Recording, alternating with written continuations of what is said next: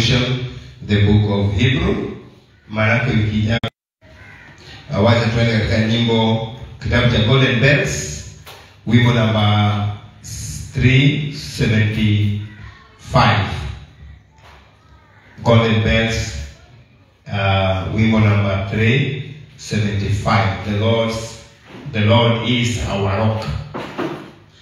The Lord's our rock, in him we hide, a shelter in the times of storm. The Lord's our rock, in him we hide, a shelter in the times of storm. Secure whatever will betide, a shelter in the times of storm. Oh, Jesus is a rock in a weary land, a weary land, a weary land. Oh, Jesus is a rock in a weary land, a shelter in the times of storm.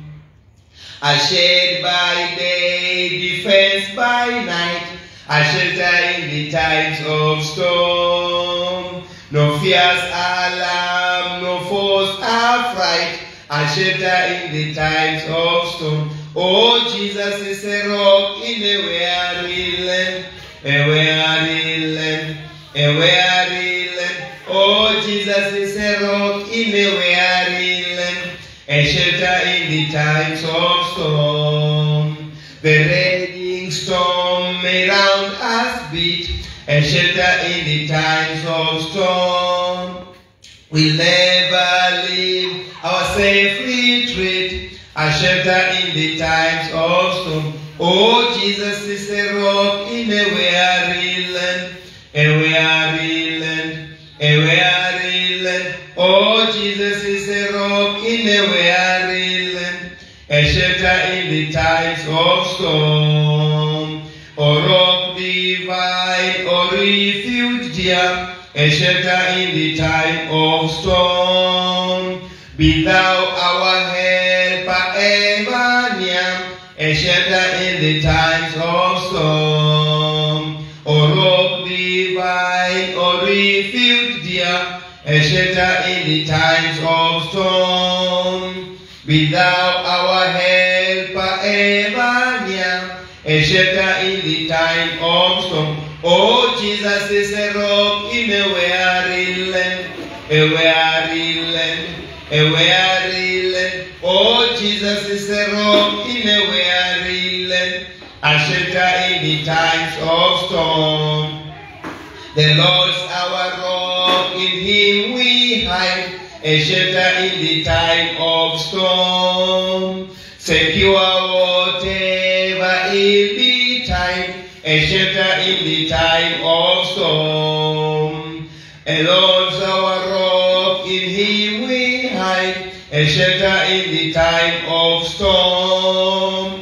Secure whatever ill betide, a shelter in the time of storm.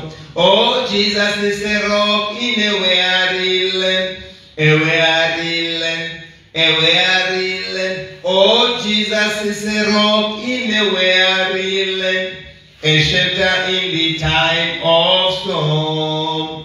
Oh, Jesus is a rock in a weary land, a weary land, a weary land. Oh, Jesus is a rock in a weary land, a shelter in the time of storm. Surely, the Lord's our rock, in him we hide. He's a shelter in the time of storm. Secure whatever ill betide. Oh, the Lord is a shelter in the time of storm. Jesus is a rock in a weary land. He is a rock in a weary land, a shelter in the time of storm. Twende moja kwa moja kwenye kitabu chetu cha Waebrania, na leo nimekuja kuweka tamati ya kitabu hicho. Wiki ijayo kwa neema ya Mungu tutaangazia kitabu cha Filemoni. Filemoni alikuwa ni mtumwa ambaye aliwekwa huru, aliokoka, na yule boss wake pia alikuwa ni mwokovu.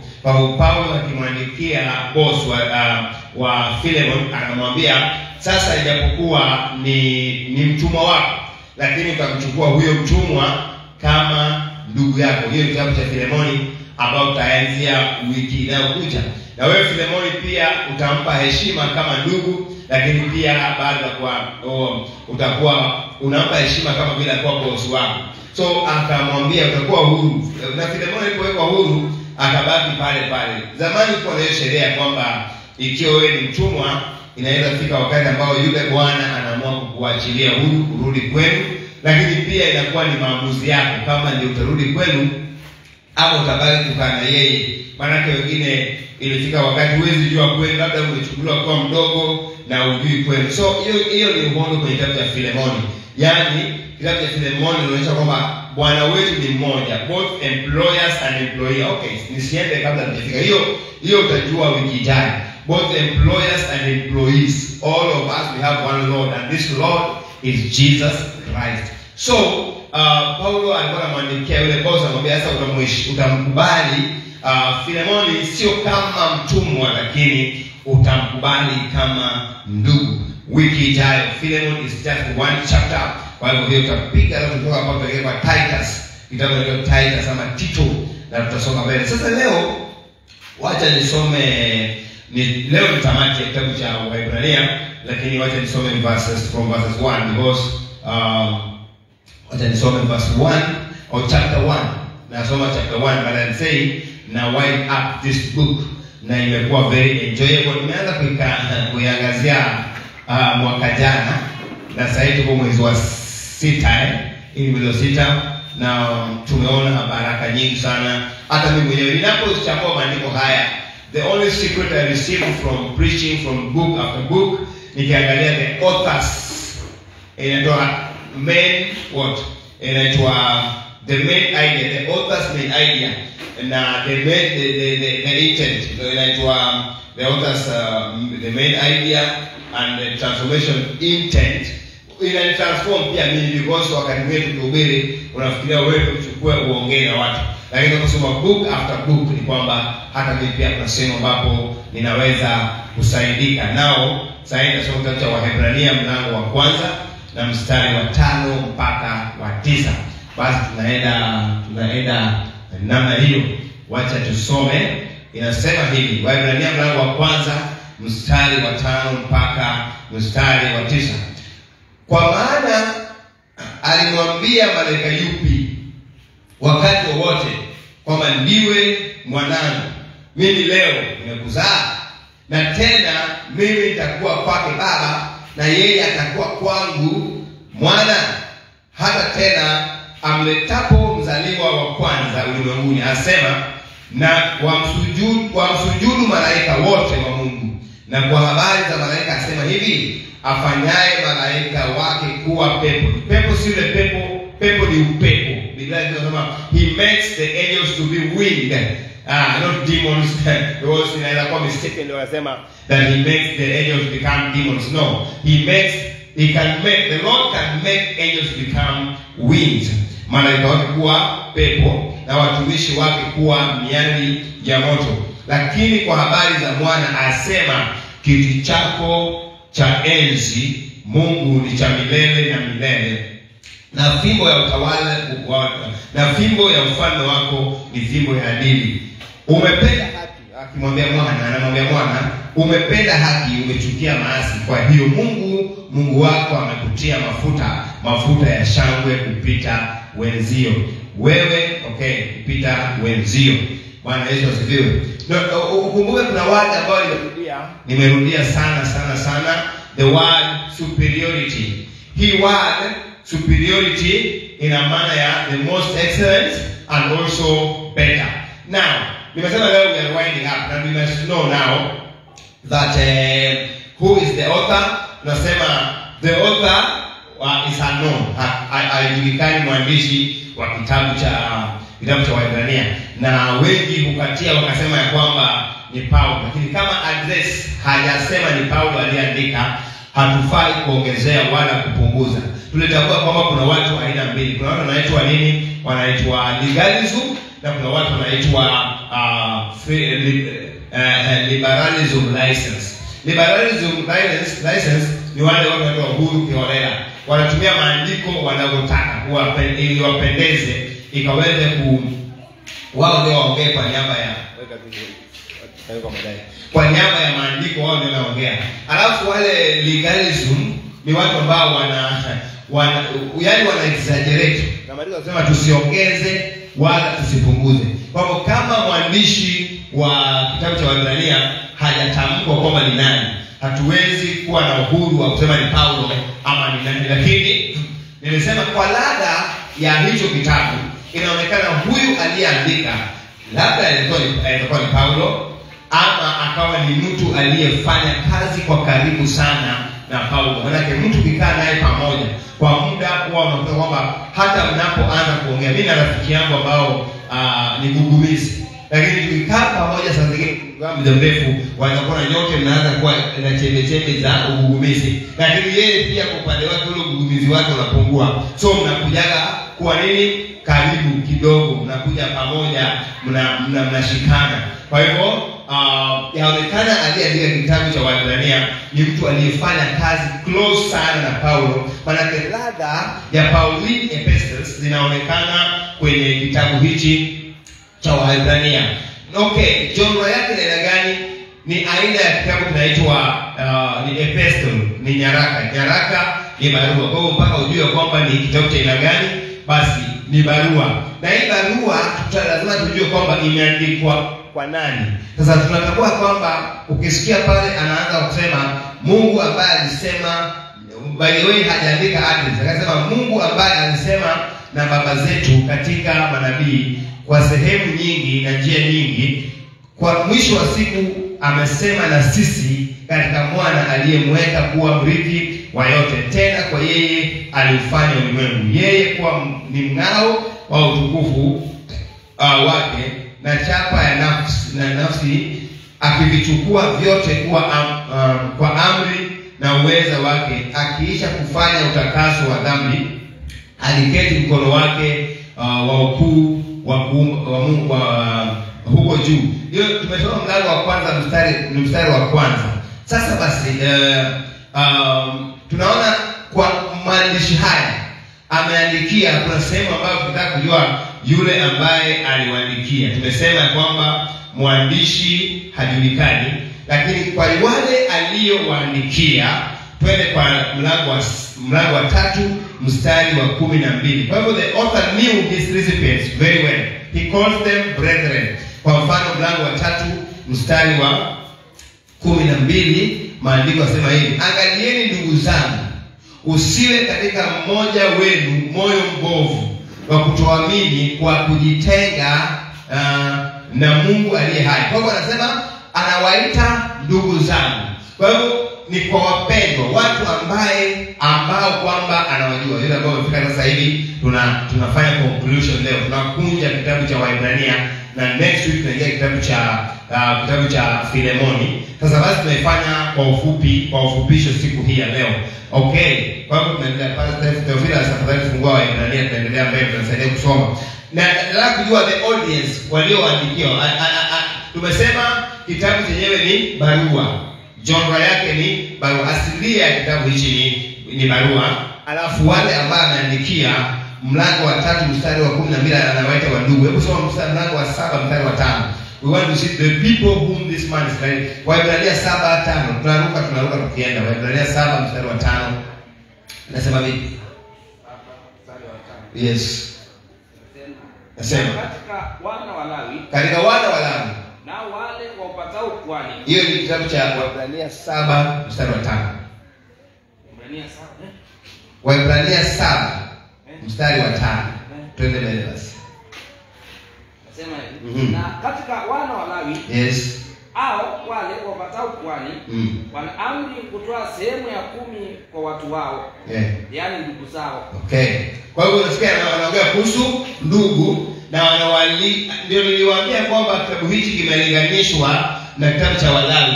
Anataja kitabu cha Walawi, anasema katika ndugu. Ile mlango wa 10 mstari wa 19. Tunaongea kuhusu nani asili, ambapo huyu mwandishi ambaye hatumjui, bali tunasema huenda ni Paulo ama ni mtu aliyefanya kazi karibu na Paulo, amewaandikia wakina nani. Soma mstari wa 19. 10:19. Yes. Basi ndugu, kwa kuwa tuna ujasiri wa kuwaingia. Hapo imetosha. Basi ndugu. Kwa hivyo anaandikia watu ambao labda wana imani sawa na yeye, maana sisi tunaitana wandugu kwa sababu tumekuwa wandugu kupitia kwa Yesu Kristo. Kwa hivyo ni watu wanaowajua. Enda katika mstari wa mlango wa 15 mstari wa 22. Waebrania 13 mstari wa 22. The recipient, wanaoandikiwa. 13:22. Lakini nawasihi tena ndugu. He calls them, the author knew his recipients well.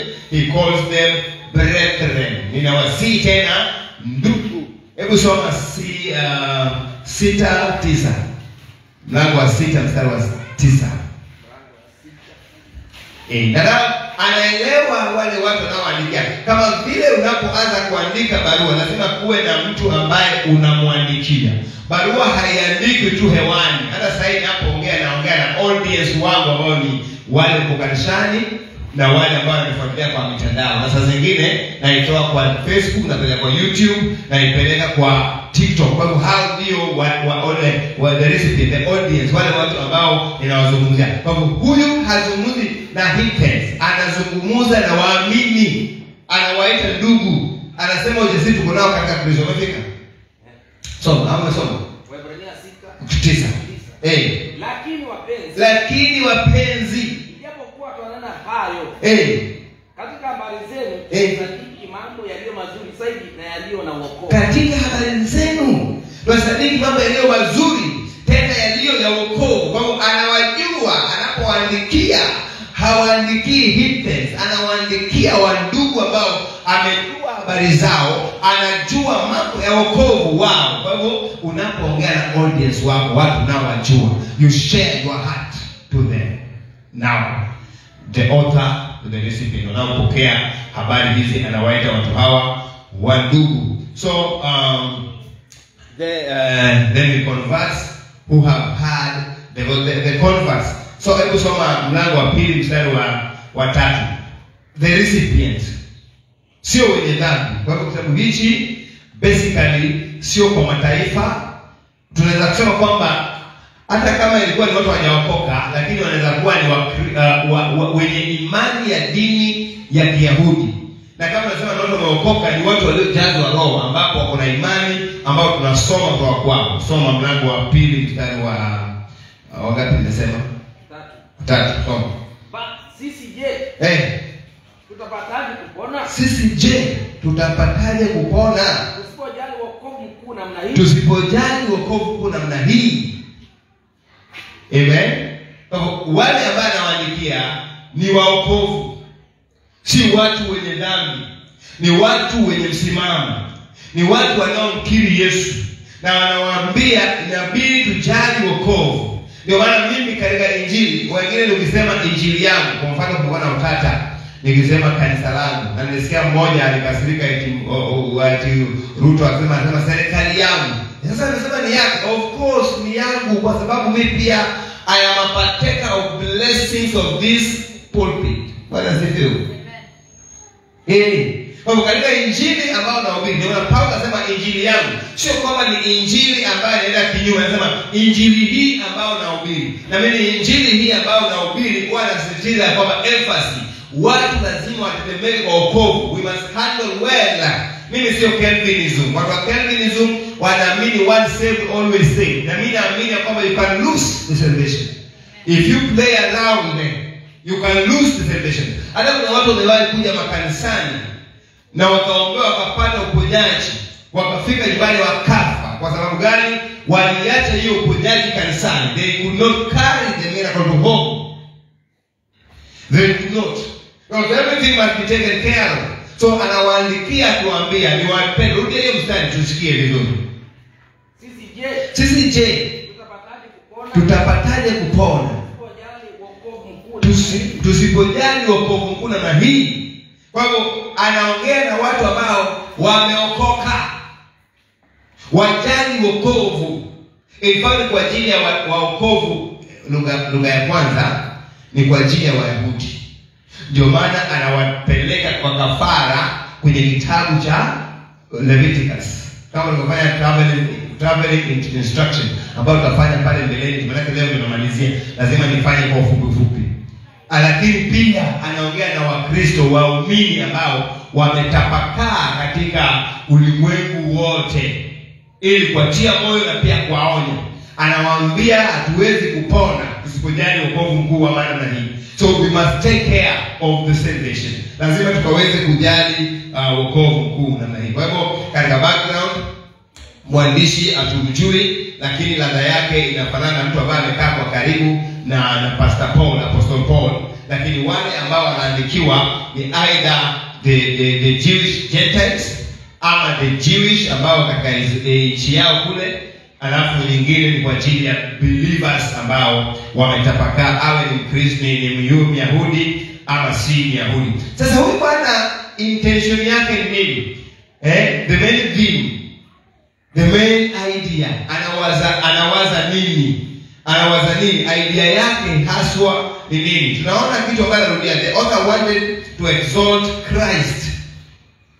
Now tunaona alitaka sana kumuinua Kristo kwa sababu ya neno ambalo ametumia kila wakati akiita the word better and more excellent, ambapo kwa version zingine imesema superior. Ukumbuke nilipoanza maandiko haya, ili neno nimerudia sana, niliongea kuhusu wacha nianze pale nilianzia, because I'm winding up this book na nataka ukaweze kutoka kwa angalau umepata kitu. Ukumbuke niliongea kuhusu the superiority of the son's priesthood, ukuhani wa kipekee, yani betterness of the Christian of the Christ priesthood, ubora wa ukuhani wa Kristo. Kwa hivyo anaongea kuhusu kitu ambacho ni bora. Pia tukaangalia kuhusu the superiority of his ministry, huduma yake ambayo pia ilikuwa bora. Huyu bwana anaongea kuhusu bora. Kwa hivyo wazo lake kuu anataka tuone ubora wa Kristo. Tukaanza katika the superiority of Christ faith, of the Christian faith, ubora wa imani ya Kristo. Bora, something bora. Tukaanza katika imani. In fact, hii kitabu inaongea kuhusu imani na ubora wa mwana kama kafara. Na hilo ukisema hivyo ningeambiwa niweke sentence moja kwenye kitabu cha Waebrania. Maana inaongea sana kuhusu imani, inaongea sana kuhusu ukuhani, inaongea sana kuhusu kafara, inaongea sana kuhusu ubora. Kwa hivyo ubora wa imani ya ukafara wa mwana ambapo ni bora. Kwa hivyo huyu bwana anataka tuone kwamba ni bora. Tukaongea kuhusu the superiority of Christian life in the church, yani ubora wa maisha ya Kristo akiwa kanisani. Hiyo nilimaliza tu wiki iliyopita, na nikasema kwamba kanisa tukikuja hatukuji kama soko. Kuna kuwa na tofauti ya kanisa na soko, kuna kuwa na tofauti na kanisa na chama. Maana kuna chama wengine ambao mpaka ukufe. Shemeji yangu alikuwa anaenda kwa chama. Yeye ni bwanake dadake mke wangu. Siku moja akawa na shida, akaenda kwa kiongozi wa welfare, akamwambia na shida nisaidiwe. Akaambiwa wewe ukitaka kula hizo pesa za welfare kufa. Hii welfare pesa zake zinaliwa tu ukikufa. Uko mgonjwa, hiyo shauri yako. Wanaja, shauri yako. Watakula pesa za chama kufa. Kwa hivyo Ukristo, ubora wa Ukristo kanisani ni kwamba yetu si kama welfare. And we come to have spiritual nourishment. Unakuja hapa ukiwa unachanuliwa, unakuwa revived spiritually, kiroho. So hii iko superior, iko mbali na kitu kinaitwa nini? Welfare. Welfare utakula pesa yako ukikufa. Lakini kanisani karibuni sana. So mwandishi wa Waebrania anaongea kuhusu something better ama more excellent, na ndio nasema ni superiority. Ndio tunaenda kwenye kitabu hicho. Tunaongea kuhusu hiyo main idea, the theme of the book. The main idea, wacha tuipate sasa katika tunasema the word better, superior or more excellent. better, superior, more. Twende kwenye kitabu cha leo, we are winding up the book of Hebrew. So nasoma nikirukaruka. Chapter 1 verse 4. Main idea ya mwandishi wa kitabu cha Waebrania. Chapter 1 verses 4 inasema hivi.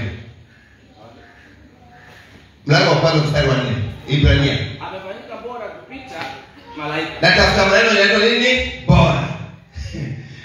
Huyu Bwana ametoka huko kwa malaika, lakini yeye amefanyika bora. Tuendelea kwenye kitabu hicho mlango wa 6 mstari wa 9.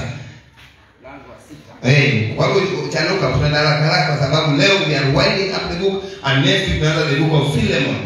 Soma. Lakini wapenzi, ijapokuwa tuna haya katika habari zenu tumesadiki mambo yaliyo mazuri na yaliyo na wokovu. Things that are more excellent. Tumesema superiority, better, more excellent. Tuko na mambo yaliyo mazuri zaidi. Maneno haya ya wokovu. Kwa hivyo huyu mwandishi wa Ibrania anataka kuambia kwamba hii kitu the book of Hebrew, kuna Yesu amefanyika bora kuliko makafara mengine, kuliko malaika, kuliko yani wanaume wako, lakini wanaume wote walikufa, mifupa yao iko kaburini, lakini mwanamume Yesu alifufuka. Hallelujah. The superiority. Enda mlango wa 7 mstari wa 7. The word better. Nimesema huyu Bwana, the main idea na to exalt Jesus.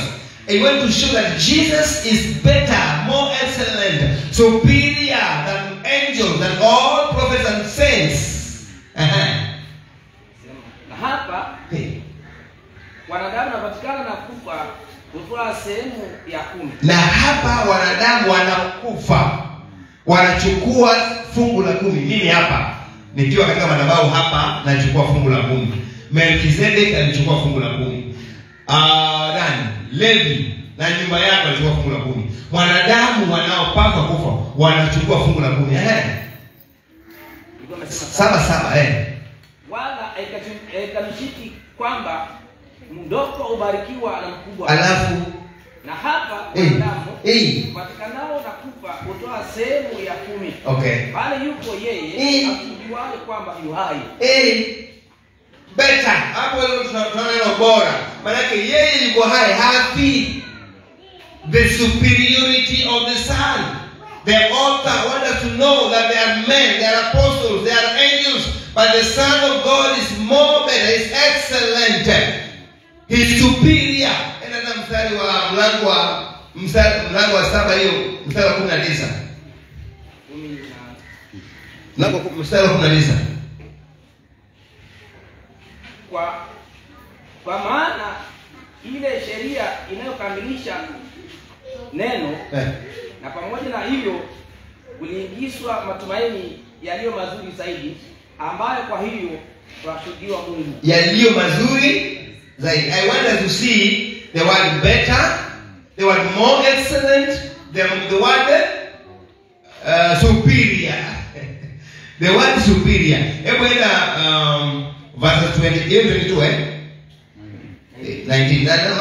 Agnes, nikifika kama bado hajafika unasoma, tunaenda tukisoma because leo ni conclusion na we must be very high. Soma 22.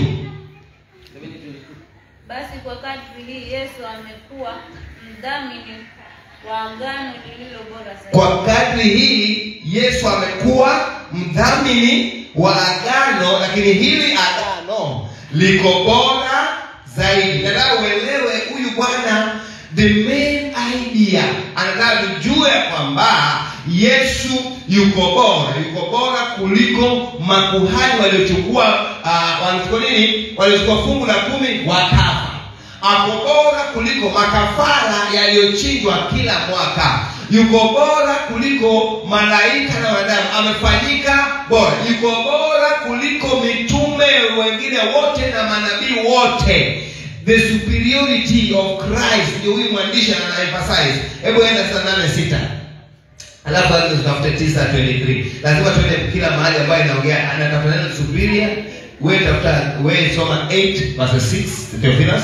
Wewe tafuta chapter 9 verse 23. Lakini sasa huduma iliyo bora zaidi nini?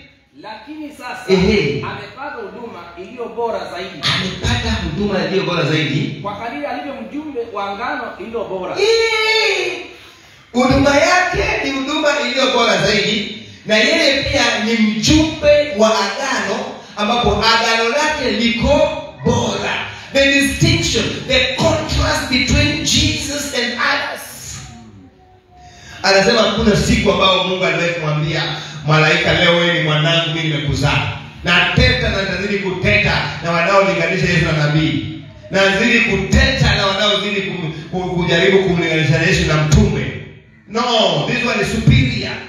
And the writer wants to understand ya kwamba huyu Bwana na agano lake liko juu. Ndio maana pale mstari wa 4 amesema tutaponaje tusipojali wokovu mkuu wa namna hii. Bwana wewe usishike wokovu kama kipande cha papa. My friends, this is a serious issue. Soma hiyo bado nafika. Wewe soma chapter 9 verse 23, wewe uende chapter 10 verse 34. Basi ilikuwa sharti nakala za mambo yaliyo mbinguni zisafishwe kwa hizo. Lakini mambo ya mbinguni yenyewe yasafishwe kwa dhabihu zilizo bora kuliko hizo. Mambo za mbinguni hazitasafishwa na kuchinja mbuzi na kuchinja kondoo na fahali. Itasafishwa na dhabihu ambapo ni bora zaidi. Waliingia patakatifu kwa damu yao, kwa damu ya mwana kondoo kila mwaka mara moja, lakini Yesu ameingia kwa damu yake mwenyewe once and for all. Mambo ya mbinguni yanatakaswa na dhabihu ambayo iko kipekee. The word bora, excellent, more excellent, better, superior. Hebu wewe soma hiyo 10:34 na wewe unaenda kwa 11:16. Soma. Yes. Maana mlionea huruma wale waliokuwa katika vifungo. Tena mkakubali kwa furaha kunyang'anywa mali zenu. Kijua kwamba nafsini mwenu kuna mali iliyo jema zaidi dumuyo. Tumekubali bwana. Tumekubali kutukanwa. Huyu unasema the author is writing kwa watu wa aina tatu. Mmoja anaongelea kwa Wayahudi ambapo labda ndio maana akaficha identity. Maana Wayahudi kama sasa hivi na kule kwetu Jaluoni nikihubiri nasema huyu ni mtoto wangu hapa mtaani. Anatuambia nini? Anatuambia nini huyu? Sasa akahide identity. Hiyo namba 1. Namba 2 inaweza kuwa ameandikia Wayahudi ambao wameshaokoka. Alafu namba 3 ameandikia brethren. Sasa mlihesabu kutukanwa, kudhalilishwa, kuaibishwa, kudharauliwa, kudunishwa kwa sababu mnatumaini ambalo liko nini? Bora. Hebu soma hiyo. Unaposoma 11:16, wewe tafuta 11:35. Soma. Lakini sasa waitamani nchi iliyo bora. Lakini sasa baada ya haya yote tunatamani nchi iliyo bora. Duniani siyo kwetu sisi tuwasafiri. Duniani siyo kwetu sisi tuwasafiri. Tunaenda kwa Baba. Tunaenda kwa Baba yetu. Yaani hizi sacrifice zote sisi tumeyakubali kudunishwa, kuishi washamba, kuonekana kama watu ambao hatuna mwelekeo, kuonekana kama misfortune in the community, but our eyes is focused in the better land. Hallelujah. Soma huko. Ni ngapi? 11:16. 11:35. Alafu 11:40. 11:35 nasemaje? Wanawake waliopokea waliofufuliwa lakini wanawake waliopokea wafu zao waliofufuliwa, lakini wengine waliumizwa vibaya hata kuuawa. Wasikubali ukombozi ila wapate ufufuo ulio bora. Ufufuo. Yaani wanasema afadhali nikufe, niuliwe na panga, nipigwe mawe, lakini nataka ufufuo ulio nini? Bora. Wajaluo wanasema kukumaruachi. Yaani kabisa kitovu cha mwandishi, the main idea yake anataka kujua kwamba kuna kitu nini? Bora. Afadhali tukufe hapa duniani, tupigwe mawe, tukatwe na mapanga. Unajua hiyo ukiongea unaambiwa unafanya radicalization. But spiritually we must be radicals. Amen. Okay, so tumefika wapi? Verse 4 inasema nini? Kwa kuwa Mungu alikuwa ametangulia kutuwekea sisi kitu kilicho bora, ili wao wasikamilishwe pasipo sisi. Wale waliokufa mbele yetu, hao waliosemekana, kuna wengine walipokea watu wao waliokufa, kina mama yule ambaye alikuwa mjane walipokea.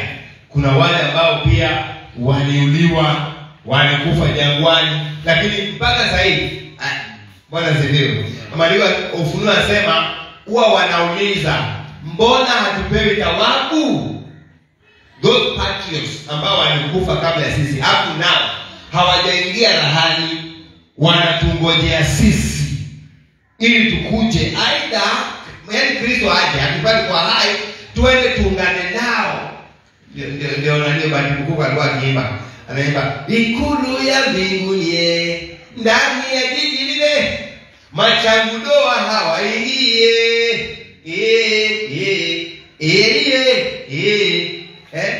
Tutakapofika huko ikulu ya Yesu wangu, Yerusalemu itanyamaza kimya.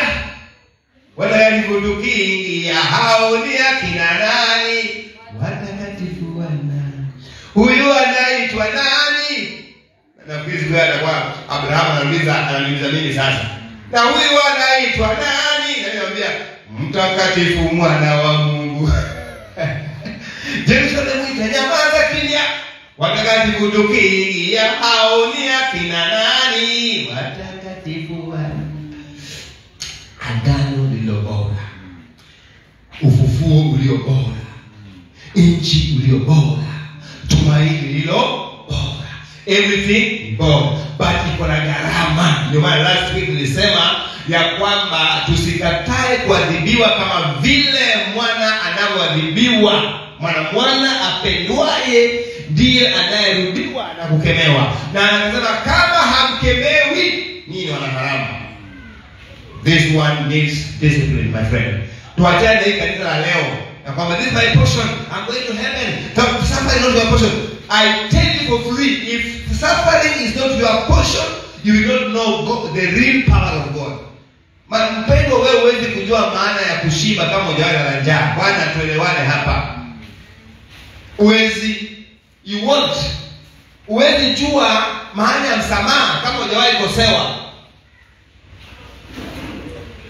Amen. Ulio bora na hiyo gharama yake. Tuko mstari ngapi? Hebu enda mlango wa 12 na mstari wa 24. Tunasoma leo we are winding up the book of Hebrew. Hapa kwenye the main idea of the author. Wazo lake kuu tumesema ni kumuinua Kristo, kuonyesha kwamba Kristo ni bora, amefanyika bora na ana agano bora, tunatarajia nchi bora. Twende. Na Yesu ni mjumbe wa agano jipya. Adamu ya kunyunyizwa imenayo mema kuliko ile ya Habili. Hiyo damu yake kunyunyizwa, hii damu yake sasa ina bora, ina mema kuliko. Tunaangalia mambo ngapi? Matatu. Better, more excellent. What another one? Superior. Damu ya Abeli inalia ikisema ndugu yangu ameniua. Ndugu yangu ameniua, anataka kulipa kisasi. Lakini damu iliyo bora ni ya Yesu ambao inalia upatanisho.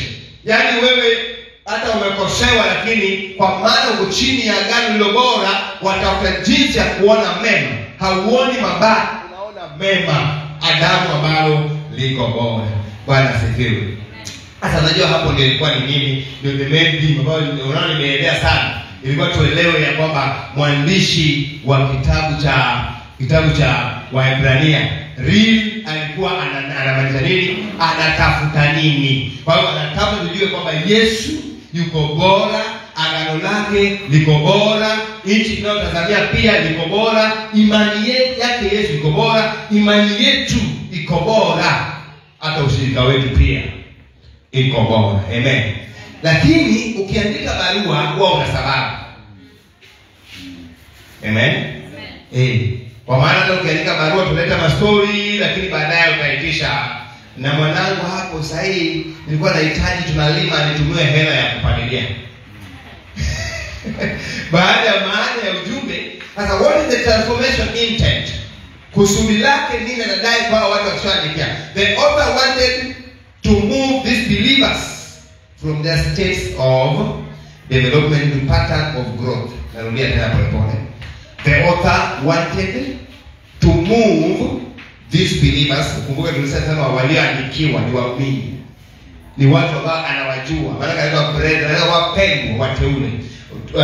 From their states of development into pattern of growth in their relationship with Christ. Lengo lake, narudia tena. The author wanted to move these believers from their states of development into pattern of growth in their relationship with Jesus Christ. Mwandishi ametaka ya kwamba awaondoe hawa waumini ambao amewaita wandugu, amewaita wateule, amewaita wapendwa, awaondoe katika hali yao ya kawaida na mitindo yao na vile maisha wamekuwa wakiishi, lakini awapeleke katika ukuaji katika mahusiano yao na Kristo. Huwezi fanya uhusiano na mtu ambaye humjui. Watu wengine kama sisi ambao ni introverts, ukisikia nikipiga na wewe story, nifungue moyo wangu nikueleze mambo yangu, nimekujua sana, nimeshakusoma, nikajua wewe hautaenda kunisengenya mahali, hautatoa siri zangu mahali. Tena saa zingine watu pendi emotionally tuchokozwe na mtu. Because jambo ndogo sana nafanya mimi ndogo moyoni mwangu, na moyoni mwangu hapo utakuwa na space hiyo tena. Takuwa na kuangalia tu hivi kama ambaye tunapitana njiani. Yaani katikati yako na wale ambao simjui itakuwa kuna tofauti.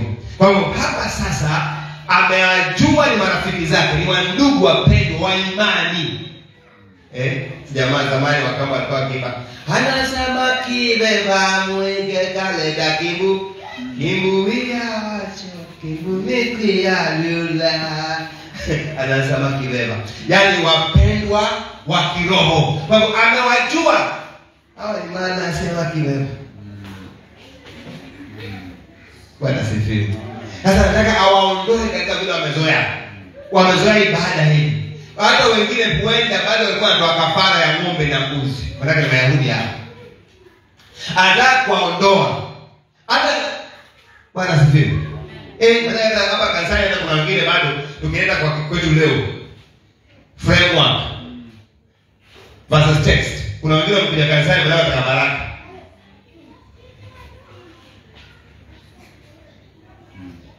Haleluya.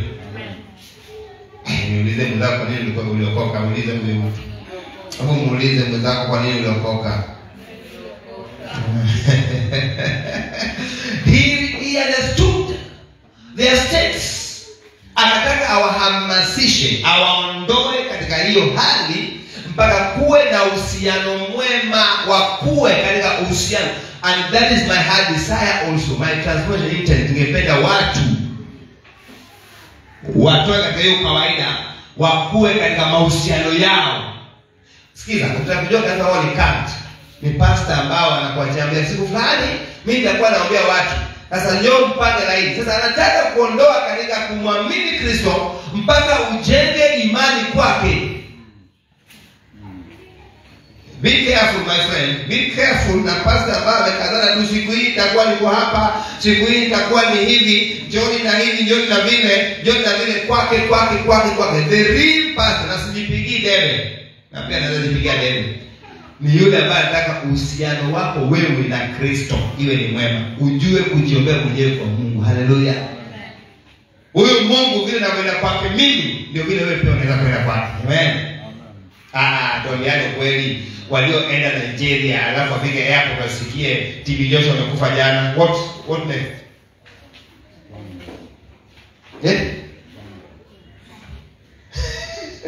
Amekufa. Papa is sleeping. He will wake up on Monday. What? And wake up. ending sahi watu wanaenda kwa kaburi sasa. Kasema mmoja kwa dunia hii. Mimi naweza sibabaishwa wake si mtu ni mubila kuna ndege, sijui kwa nini. I don't care. Atisaidi alienda pale akachukua mfano wa ile kaburi lake akaendelea kwa madhabahu yake.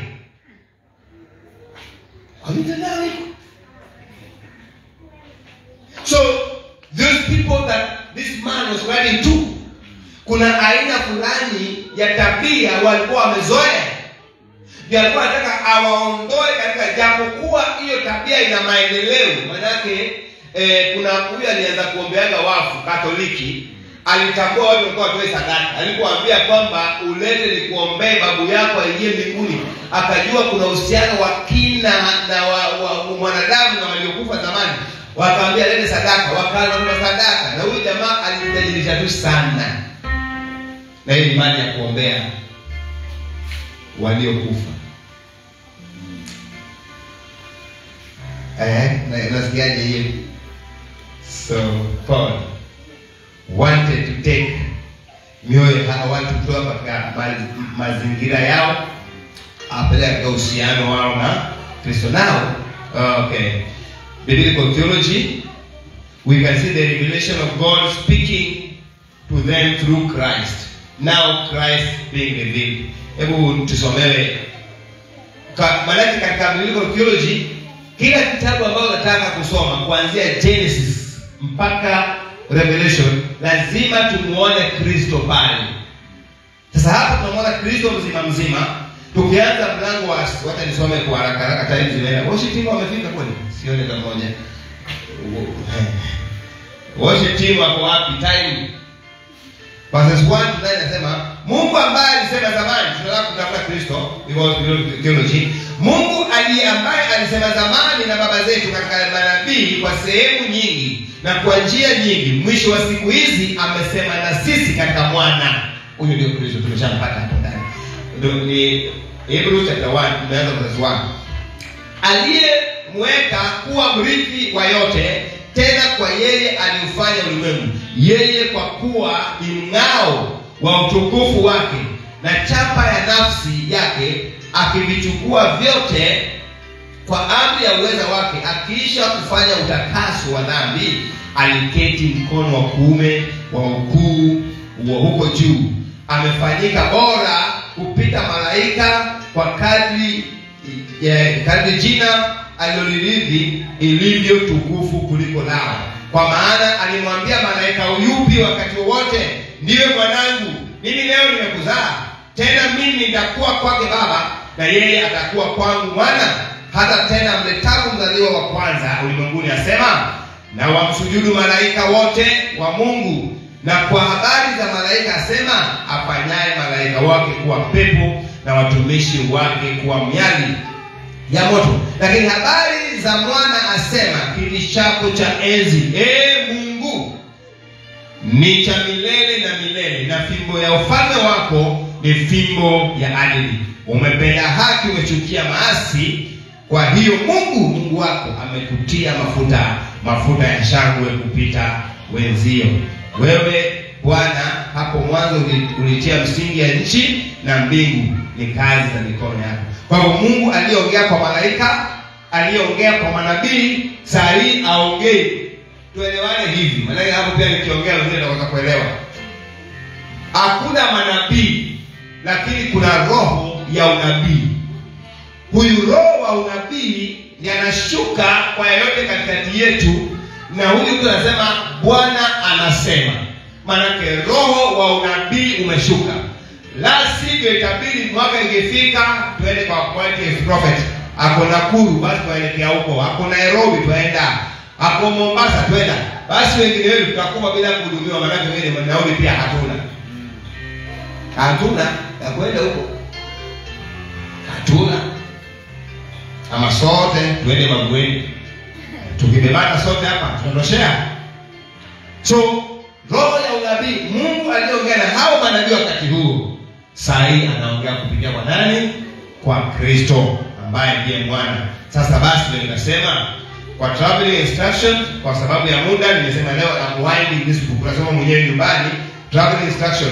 Huyu mwana tunampata kitabu cha Exodus chapter 12, ambao waliambiwa wachinje for the entire chapter. Sitaki kwenda kwa verses, utasoma mwenyewe. Ile kafara iliyotolewa mara ya kwanza pale akaya kwenye miimo ya milango, akaamua kuanzia leo nitapita na nikiona damu nitakuwa nafanya nini? Napita juu. Ndiye huyu mwana. Hapo anaonekana hapo, asio mwana huyu. Nimesema mwana. Akaniangalia yule mwana. Ndiye huyu Kristo Yesu. Then tunapata wapi tena? Tunampata katika Walawi mlango wa kwanza, mlango wote mstari wa 3 na 4. Leviticus chapter 1 verses 3 and 4. Kafara hiyo ya kuondoa dhambi. The same Jesus pia tunapata kwenye the book of Numbers chapter 9 and verses 13. Lakini hii nyingine tunajua Isaiah 53 verses 7. Kama mwanakondoo apelekavyo machinjoni. But this is better. Isaiah 53 verses 7. Leviticus chapter 1 verses 3 and 4. Okay, then tunapata pia kwenye John chapter. Unajua mtu aliniambia utaka confirm neno, lazima utembee utafute the same one katika Old Testament, uipate pako Revelation, pako Epistle. Sasa ndio natembea na nyingi katika hizo zote. John chapter 2 verse 13. Alafu nakumbuka the same anapatikana kwa John chapter 1 verse 29. John chapter 1 verse 29. Wakati alimuona akasema, tazameni huyu ndiye huyo mwanakondoo azichukuaye dhambi za ulimwengu. Amen. Alafu pia Mark chapter 14 verse 12. Aliwaambia, imefika wakati wa sadaka sio kininio. Tunaenda kula wapi Pasaka? Mwanakondoo aliye bora. Kafara aliye bora.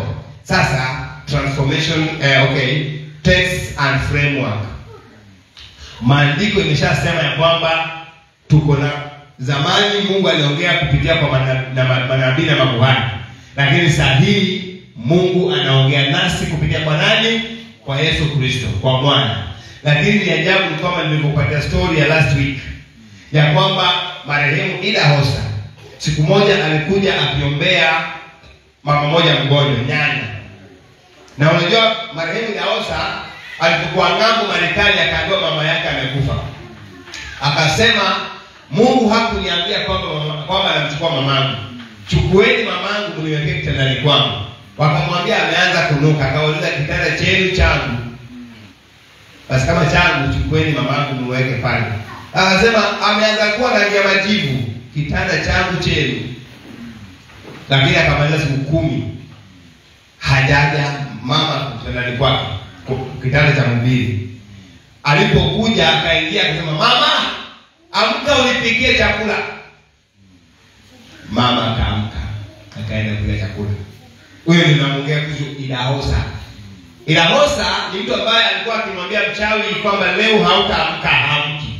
Hapo ushuhuda alimwambia funga macho nikuombee. Akamwombea yule mama, akamwambia kwa jina la Yesu umepona. Mama akamuuliza hivyo hivyo. Akamwambia hivyo hivyo vipi? Hivyo tu. Ida Hosa akamwambia basi funga macho.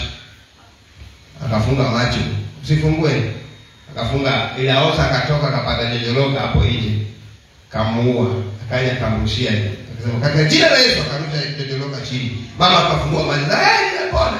Sasa alikuwa anasema ubaya wa wanadamu anapenda mazingaumbu ya kuona kwa macho.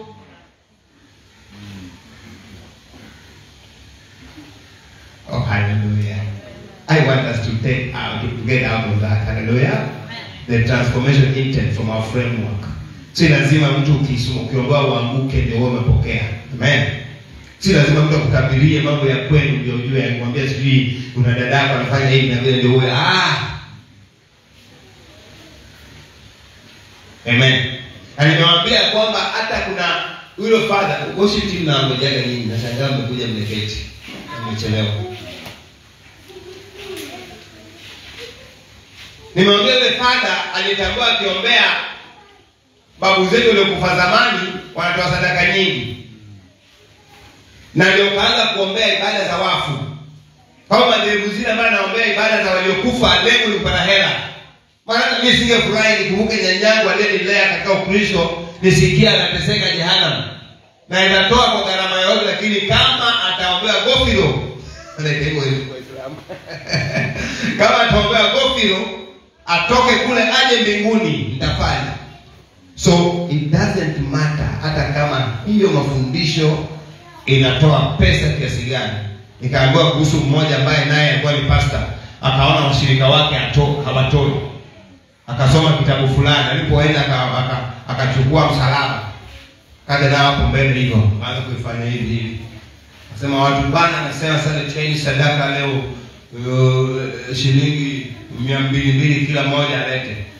Fanyeni haraka kishika ile msalaba wake. Watu mbio wakaleta. Na ilikuwa ni kama jengo ile ambayo sasa hivi haijengeki. Wakaziba hapo. Akasema it is working. Wiki leo fuatia akaja tena. Leo kila mmoja alete 2,200. Mbio. Kwanza kaanza kujua na tamaa. Anasema sasa atakwenda zake, akajisikia atakwenda holiday. Tujaenda holiday muda mrefu.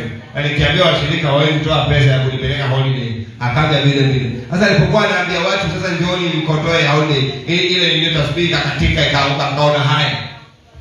Bwana akamwaibisha. It doesn't matter hata kama elimu yaenda pesa ngapi, lakini kama ni heresy, ni heresy. Amen.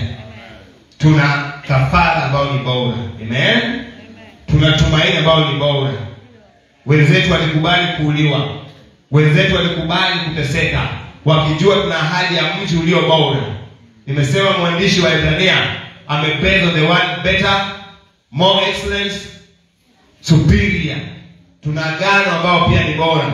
Inaitwa agano jipya ambao Kristo aliingia mara moja mahali patakatifu na haingii kila wakati.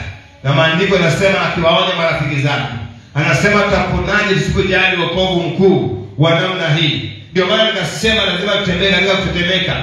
Wengi wanafikiria kwamba tukishaokoka sasa one saved always saved. Hiyo ni injili ya potofu.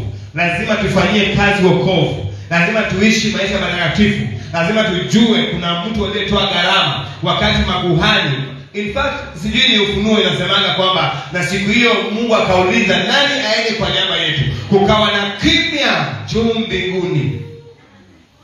Wakati malaika wote na heavenly bodies waliponyamaza, Yesu akasema nitume mimi nitaenda. Ukumbuke mwana wa Mungu alipofika pale Getsemani, akaangalia hiyo picha, akaanza kushtuka, Baba ikiwezekana niondolee kikombe hichi. Alafu kumbuka yale mateso aliyoteswa. Aibu, kijana wa miaka 33 ametolewa nguo, amebandikwa mbele za watu. Hata kama ni wewe, hata na umri wangu siwezi kusikia vizuri kutolewa, Na wanasema wanasayansi kama angeambiwa kilichomuua Yesu angesema ni suffocation and bleeding. Maana alikuwa amewekwa kwa msalaba, akijaribu kuinuka juu, miguu imedungwa misumari anaumia. Akijaribu kulegea miguu itulie, mikono na damu inazidi kutoka. Bleeding. Mwandishi wa Zaburi 22 asema migongo yake ilikuwa kama imekanyagwa na mtu. Mavazi yake yalikuwa hayaangalii tena. Nashangaa walipigia kura hiyo mavazi yake tena. That is how valuable our salvation is. Lazima tujali wokovu. Na unayechezea wokovu ni sawa na mtu ambaye alikuwa anashikwa na majambazi. Na mtu akaja kuokoa, majambazi wakamkata, damu ikamaika pale, majambazi wakatoroka. Alafu bado yule mtu yuko pale, wewe umerudi na rukia ile damu. Yeye anaangalia, mimi ningekuokoa na damu, wewe unachezea. Mwandishi sitaki kusema ni Paulo, ijapokuwa kama ya Paulo, labda ni kama ya Paulo, lakini mwandishi anasema tutaponaje tusipojali wokovu mkuu wa namna hii. Bwana Yesu asifiwe sana. Hallelujah. Na nimekuja kwa mwisho wa kitabu cha Waebrania. Na yote ni kwa imani. Tunaangalia mji ulio bora ambao mwenye kujenga na kuanzisha ni Mungu. Kwa hiyo chochote mimi siku na sina shida, vyote ambao viko hapa kama nitavikosa, nivikose, lakini nione mji ulio bora. Wenzangu hawakukataa kuteswa. Hawakukataa. Wengine walihubiriwa Ethiopia tu, walifunguliwa miguu na nyororo, wakaburuzwa barabarani na farasi. Wengine walisimama wakapasuliwa na msumeno katikati, lakini wakitazamia mji ulio bora. Ulio bora, mji ulio bora. Na mmoja akasema, naliona kwa mbali gari laja kwa haraka, laja kutuchukua, ya dunia kwa heri. Simama kwa miguu yako mbele za Bwana. Jambo la kwanza kwa Bwana ni mioyo yetu. Alafu mwingine nafuatilia. You want to go before the Lord. Last week tulitangaza, tulihubiri ya kwamba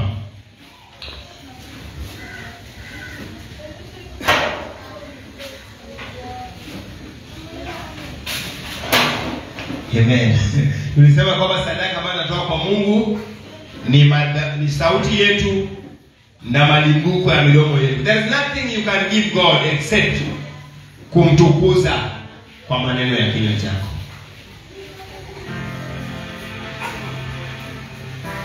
Tunaomba uwepo wako uende nasi.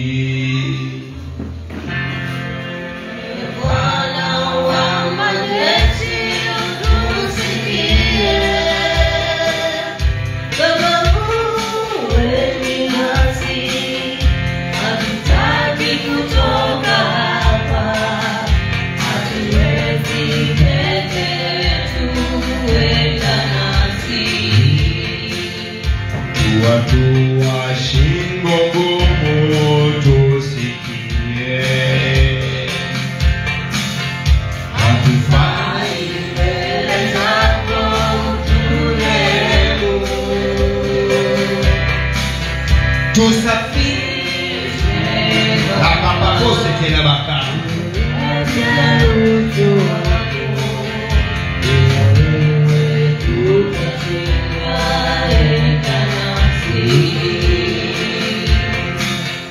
tunaomba utuonyeshe njia zako, kwa maana umetuita kwa jina lako. Badilia Bwana tunaposema wewe tutashindwa.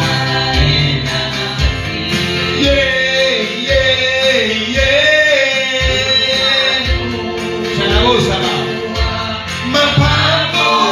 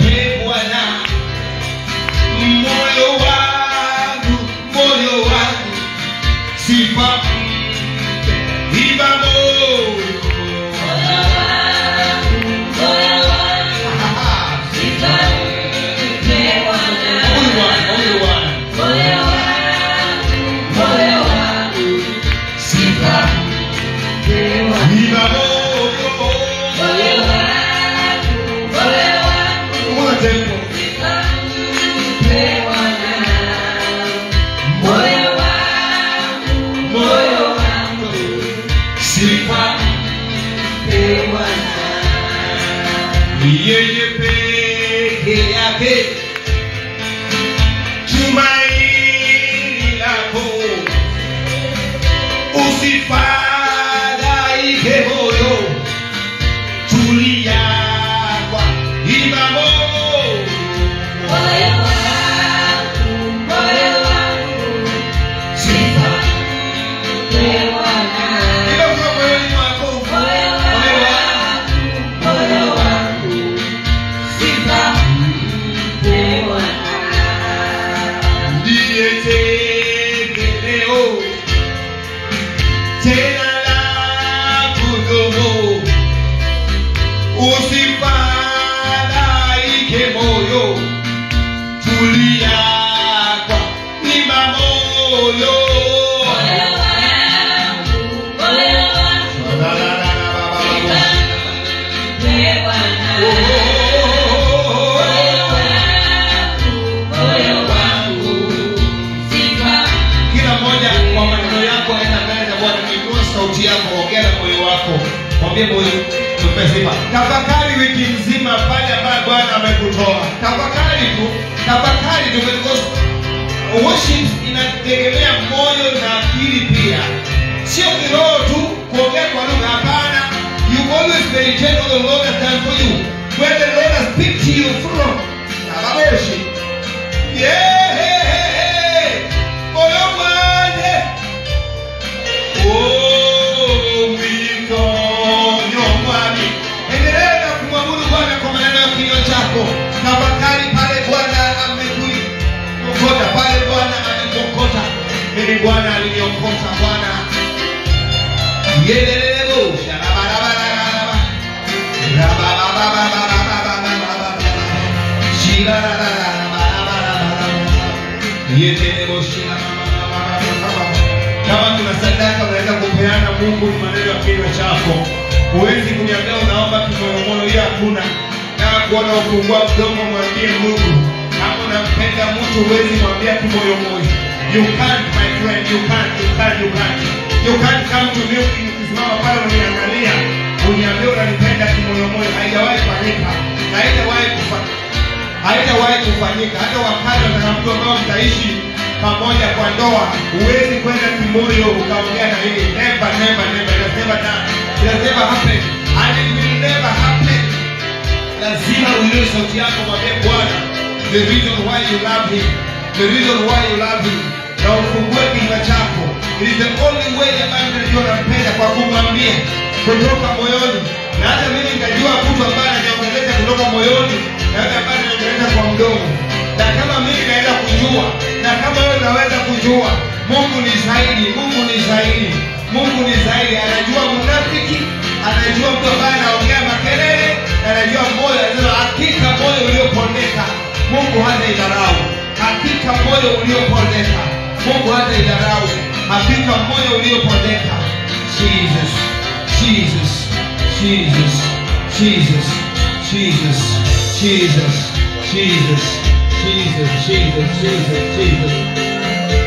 Yebo.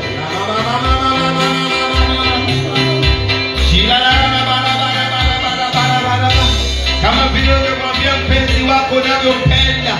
Mwandishi wa Zaburi anasema kama vile ayala ahemayo akitafuta maji ya visima, ndivyo nafsi yangu inakutamani.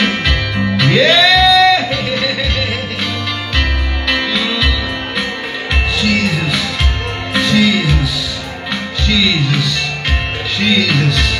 Anasema kama vile ayala as the deer pants for the rivers of the waters, so my soul pants for you, oh Lord. My soul finds rest in you. You are my King. You are my rock and my salvation. You are my hiding place, oh Lord, my God.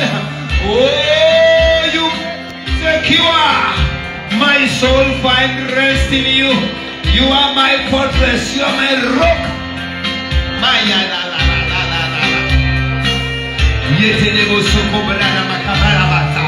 There is nothing we can give you, Jehovah, than give you praise and worship. The fruits of